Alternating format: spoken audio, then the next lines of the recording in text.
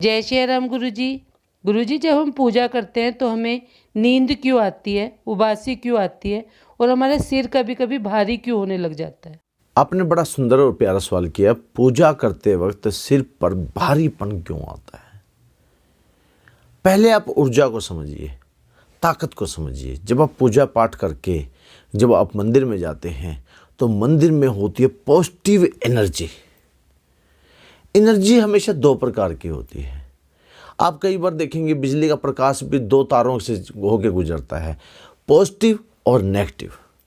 जो negative energy है उसका काम है नेगेटिविटी की तरफ को लेना, और जो पॉजिटिव एनर्जी है वो पॉजिटिव एनर्जी। इन जैसे दिन और रात, जिस प्रकार से दिन अपने प्रकाश फैलाता है और रात अंधकार देता है, तो ये प्रकृति ने बनाए हुए हैं, ये उनके नियम हैं।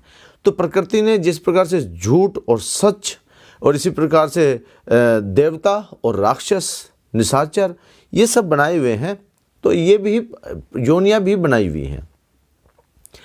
जिस प्रकार से आप देखिए, नकारात्मक शक्तियां जब शरीर में वास करती हैं तो आपके विचार में नेगेटिविटियां आ जाती हैं। आपके आसपास वही चीज़ होती हैं जिस शक्ति का निमंत्रण आपके शरीर में होने लग जाता है।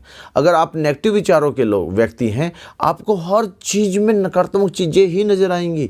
आप कैलकुलेट करने लगेंगे, आप प्रॉफिट एंड लॉस देखने लगेंगे, आपको भक्ति भाव से दूर होने लगेंगे। आपको ये लगेगा कि पूजा पाठ करने से होता क्या है, आप नकारात्मक की तरफ जाने लगेंगे। और नकारात्मक शक्तियां जब घर में रहती हैं तो वो अपना अस्तित्व, अपना उपस्थिति आपको प्रभाव और अपनी चीज़ें आपके शरीर पर प्रभाव डालती हैं। उन्हें सबसे ज़्यादा दिक्कत होती है पूजा और पाठ करते वक्त।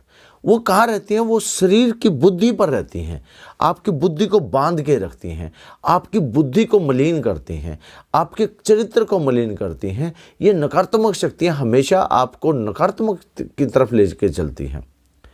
इनका निमंत्रण भी आप ही करते हो। जैसे जैसे आप नकारात्मक शक्तियों की तरफ आप बार बार रोने लगेंगे, बार बार कहेंगे मैं दुखी हूँ, मैं परेशान हूँ, मैं, जैसे मान लीजिए सकारात्मक और नकारात्मक दोनों शक्तियाँ बाहर दरवाजे पे खड़ी हैं। एक का नाम नकारात्मक है और एक का नाम सकारात्मक है।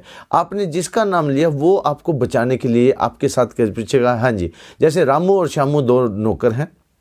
आपने कहा रामू पानी पिला दो तो श्यामू पानी नहीं पिलाएगा, रामू ही पानी पिलाएगा। अगर आपने श्यामू को बोला तो श्यामू पानी पिलाएगा। इसी प्रकार से दोनों शक्तियां आपके दरवाजे पर खड़ी होती हैं, नकारात्मक और सकारात्मक। आप जिसका निमंत्रण देते हैं वो उसी टाइम आपके घर में प्रवेश कर जाता है। और कैसे देते हैं? मेरा कोई काम ही नहीं बनता, मैं तो बहुत परेशान हूँ, मैं तो लुट गया हूँ, बर्बाद हो गया हूँ, मैं तो यहाँ तक हो गया। वो आपके शब्दों में नकारात्मक ही नकारात्मक नजर आएगा, शिकायत करता नजर आएंगे। आप हर चीज़ के उल्टा सोचने लगेंगे, कभी भी आप सकारात्मक नहीं सोचते। तो निमंत्रण क्या हुआ? नकारात्मक शक्तियाँ कहती हैं कि इसने हमें बुलाया है, प्रभु अब आप जाइए, हमें इनके घर में वास करने दीजिए। प्रभु चले जाते हैं और नकारात्मक शक्तियाँ आपके घर में वास करती हैं और वो रहती हैं। और जब नकारात्मक शक्तियाँ आपके घर में वास करती हैं और जब आप सकारात्मक की ओर जाते हैं, वो रोकती हैं। वो आपको मेहंदीपुर जाने से रोकती हैं, वो श्री बालाजी दरबार से जाने से रोकती हैं, क्योंकि नकारात्मक शक्तियाँ निकलना नहीं चाहती। वो आपके घर में सेफ रहती हैं, उनका साम्राज्य आपके घर में जमना शुरू हो जाता है। और जैसे आप किसी सियाने के संगत में आते हैं तो वो आपको नकारात्मक से सकारात्मक की ओर लेके चलता है। वो सुबह सुबह आपको पूजा बोलता है, पाठ करने के लिए बोलता है, हनुमान चालीसा का पाठ करने के लिए बोलता है, जोत जलाने के लिए बात बोलता है, भोग लगाने के लिए बोलता है। कई बार वो मेहंदी पुरसाने के बाद 10-11 दिन की, 22 दिन की, 21 दिन की ये जोतें भी बोली जाती हैं।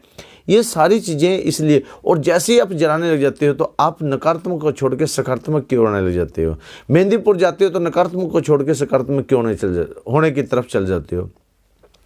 जैसे आपका ध्यान आने लग जाता है तो पूजा करते वक्त अगर आपके शरीर पर भारीपन आ रहा है, जकड़न आ रही है, ये पूरा एरिया जकड़ा जाता है, तो समझ लो आपके घर में नकारात्मक शक्तियाँ वास कर रही है।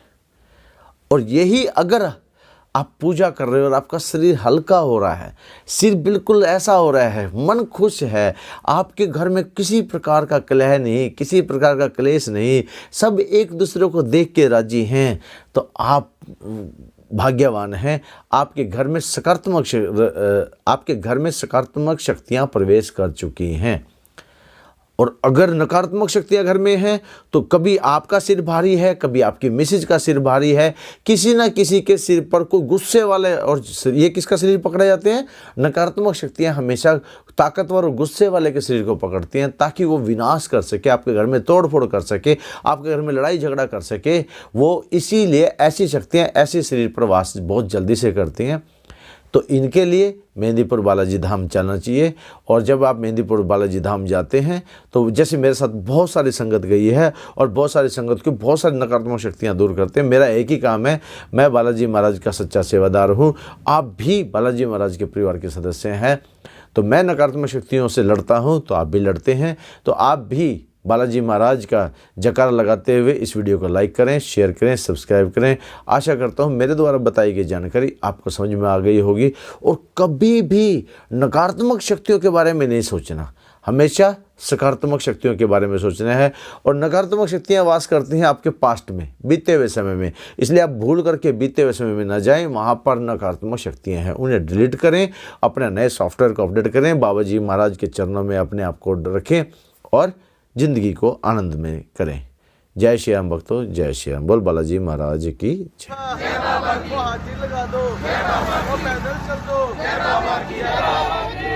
प्रेम से बोलो जय बाबा की, जोर से बोलो जय बाबा की, पीछे वाले भी बोलो जय बाबा की, पीछे वाले भी बोलो जय श्री राम, जय श्री राम, जय श्री राम, जय श्री राम, जोर से बोलो जय श्री राम, जोर से बोलो जय श्री राम।